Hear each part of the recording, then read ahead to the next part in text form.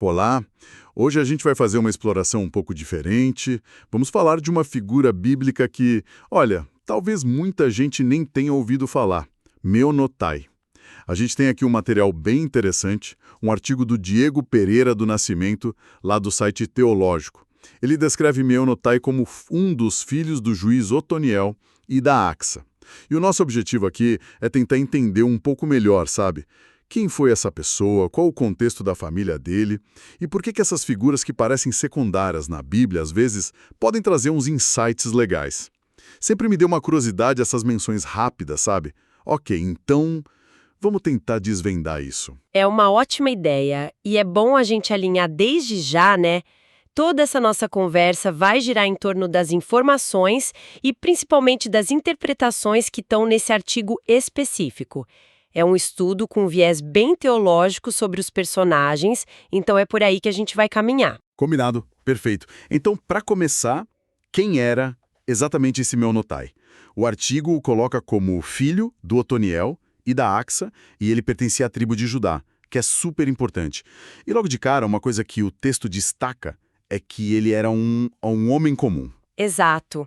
E essa ideia de homem comum fica ainda mais interessante quando a gente olha para a família dele. Porque, assim, a linhagem é impressionante. O pai, Otoniel. Bom, ele era filho de Kenaz e acabou sendo o primeiro juiz de Israel logo depois de Josué, né? É importante lembrar o que eram os juízes naquela época. Não como hoje, né? Eram mais líderes tribais, militares às vezes, que surgiam para libertar e guiar o povo antes de terem reis. E Otoniel teve um papel assim fundamental. Ele libertou Israel de 8 anos de opressão de um tal de Cusã-Risataim, rei da Mesopotâmia. E mais que isso, o artigo acredita a ele uma restauração espiritual para o povo. 8 anos de opressão. E depois? E depois, 40 anos de paz. Um período bem longo, né? Muito significativo. Ele era da tribo de Judá e o nome dele, Otoniel, segundo essa análise, significa leão de Deus. Bem apropriado, né? Ah, e tem o detalhe de como ele casou com a Axa. Ele conquistou uma cidade, Kiriat Sefer, e como prêmio ganhou a mão dela, que era filha de Caleb. Depois eles foram morar em Hebron. Nossa, então o pai já era uma figura e tanto. E a mãe, Axa? Imagino que também não fosse qualquer uma, né? Filha de Caleb. De jeito nenhum. Axa era filha de Caleb. E Caleb, bom, Caleb é gigante na história da conquista da Terra Prometida. Um dos 12 espias que Moisés mandou. E um dos 2 únicos, junto com Josué, que voltou otimista, cheio de fé, mesmo vendo os gigantes lá. Guerreiro respeitado, famoso pela coragem. A história do casamento dela com Otoniel está lá em Josué e em Juízes. Caleb oferece a filha para quem tomasse Kiriat Sefer. Otoniel topou o desafio, foi lá e venceu. E aí ele gringou a mão dela. Isso. Só que o dote inicial foram umas terras no Negueb. E é aí que a Axa mostra a que veio. O Negueb é uma região mais para o sul, bem árida, sabe? Terra seca. Ter terra ali sem água não era grande coisa. E a Bíblia conta que ela não ficou quieta. Primeiro, ela deu um toque no Otoniel para pedir mais terras para o pai. Depois, ela mesma foi falar com Caleb. Chegou para ele e disse: "Me dá também fontes de água." Pediu as fontes de cima e as de baixo. Que atitude. E o Caleb deu. Deu. Atendeu o pedido dela. E essa atitude dela mudou tudo para a família. Ter fontes de água garantia plantação, rebanho, enfim, prosperidade naquela terra. O artigo até menciona uma ilustração antiga de 1553 que retrata a Axa. Mostra como essa história da determinação dela ficou marcada. Pois é, essa parte da história da Axa é realmente marcante. Não foi só receber, ela foi atrás, conquistou algo essencial. Uma visão, uma assertividade impressionante para a época. E isso, com certeza, moldou o lugar onde o Meonotai cresceu. Ele nasceu numa família que prosperou muito por causa da inteligência e da iniciativa da mãe. Isso é forte. Sem dúvida alguma. A ação dela impactou diretamente a vida deles. E aí, tentando situar o Meonotai no tempo, A análise que a gente está usando levanta umas hipóteses, né? Com base nesse contexto todo. A data exata do nascimento dele a gente não sabe, mas o artigo sugere que talvez ele tenha nascido justo naqueles 8 anos de opressão mesopotâmica, antes do pai virar o herói libertador. Interessante pensar nisso. Se for isso mesmo, os primeiros anos dele teriam sido tensos, né? Sob domínio estrangeiro. Um contraste grande com o que veio depois. Verdade. E o que veio depois? Bom, aí, a maior parte da vida adulta dele teria sido justamente nos 40 anos de paz que o pai conquistou. Um tempo de estabilidade, de segurança. Ele deve ter visto o pai ser respeitado, viver os benefícios disso tudo. A análise especula que ele provavelmente viveu até o fim dessa paz e viu começar a próxima opressão, a dos moabitas, do rei Eglon. Agora, quando ele morreu, com que idade, o artigo é claro. Não tem registro bíblico sobre isso. Entendi. E tinha o irmão dele, né? Hatat. O que a gente sabe sobre o Hatat? Olha, menos ainda, Hatat também é mencionado como filho de Otoniel e Axa, mas parece ser ainda mais apagado nos registros que o Menotai. A gente não sabe se era mais velho, mais novo, nada disso. A suposição do artigo é parecida. Deve ter vivido a maior parte do tempo na paz, mas talvez tenha morrido, quem sabe, como o Menotai, já na opressão moabita. O curioso é que o artigo também fala de uma ilustração do Hatat. É intrigante, né? Tão pouca informação e ter uma ilustração citada. É curioso mesmo pensar nisso. Filhos de pais tão importantes, Otoniel, Axa, netos de Caleb, e mesmo assim tanto Menotai quanto Hatat quase não aparecem nos relatos. É fascinante justamente por causa dessa dinâmica, né? A fama, o heroísmo, o papel histórico dos pais. Nada disso garantiu automaticamente um destaque para os filhos nas histórias que chegaram para a gente. Isso lembra uma coisa importante sobre como a história é contada, inclusive a bíblica. Ela é seletiva, foca em alguns, deixa muitos outros, talvez a maioria meio, nas sombras do registro. Será que era só o padrão da época, focar nos líderes, ou tinha algo específico sobre eles? Pelo texto bíblico, não dá para saber. E essa falta de destaque nos leva direto para a vida e para o legado específico do Menotai. O artigo reforça isso. Poucos detalhes. Ele só é citado pelo nome uma única vez na Bíblia, lá em Crônicas 4:14.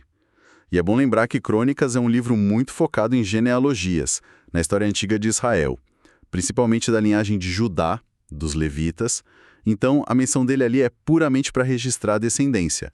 Ele é o pai de Ofra. Exato. Não tem história de feitos, de liderança, nem mesmo da fé dele, diferente do pai Otoniel. A análise que a gente tem levanta a possibilidade de ele ter sido um homem de fé, mas isso é uma inferência, né? Baseada nos exemplos fortes que ele teve, o pai Otoniel, os avós Caleb e Kenaz. Certo. Mas é importante frisar, é uma interpretação, uma suposição pelo contexto da família, não está escrito sobre o Menotai em si. Ok, é uma dedução então, não um fato bíblico. E sobre o legado dele? Se não tem feitos registrados, o que ficou? O legado mais concreto, segundo a análise, parece ser mesmo através da descendência. Menotai foi pai de Ofra. E Ofra, neto de Otoniel e Axa, é mencionado como um dos chefes da tribo de Judá.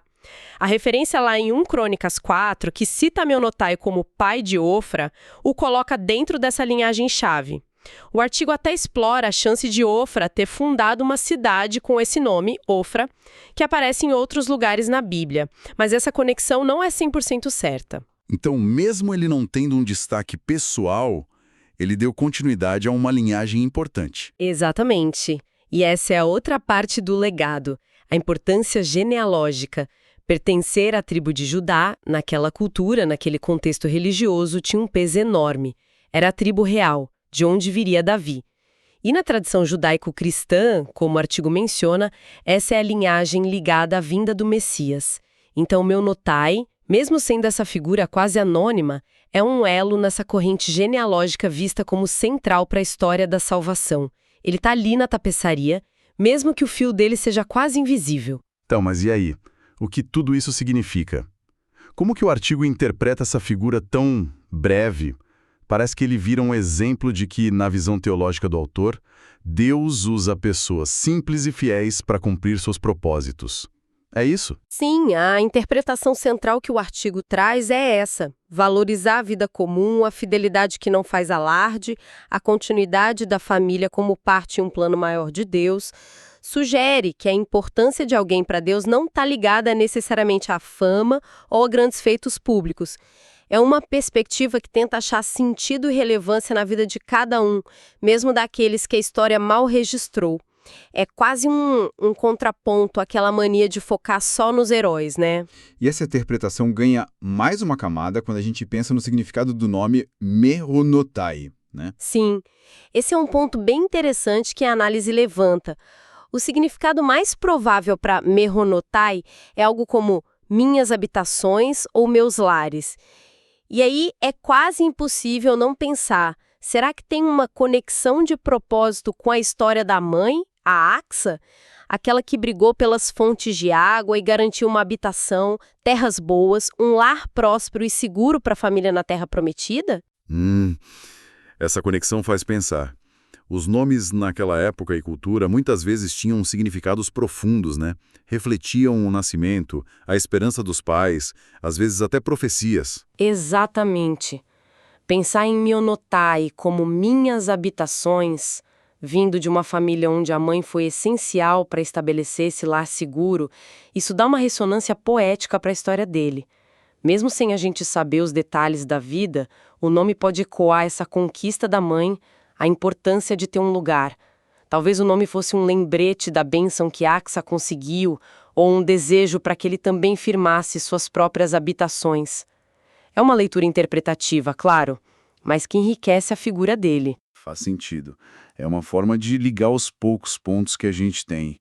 Então, tentando amarrar essa nossa exploração com base na análise que a gente leu, o Mehonotai surge como esse homem comum de Judá, filho de gigantes da história bíblica, Otoniel, o primeiro juiz, o libertador, a Axa, a filha esperta de Caleb, irmão de um Ratate igualmente obscuro, pai de Ofra, que virou chefe tribal. Uma figura com registro mínimo. A história dele, ou a falta dela, meio que nos lembra que a grande narrativa é feita de incontáveis vidas vividas longe dos holofotes, né? Mas que ainda assim formam a base da linhagem da comunidade e talvez, segundo a interpretação do artigo, de um propósito maior. Exato. E essa reflexão sobre figuras como Mehonotai pode levar a gente a um pensamento final interessante, algo para quem está ouvindo talvez ponderar. A análise o coloca firmemente numa linhagem de líderes importantes. O nome dele, como a gente viu, talvez signifique minhas habitações. E a mãe foi chave para garantir o lar físico e próspero.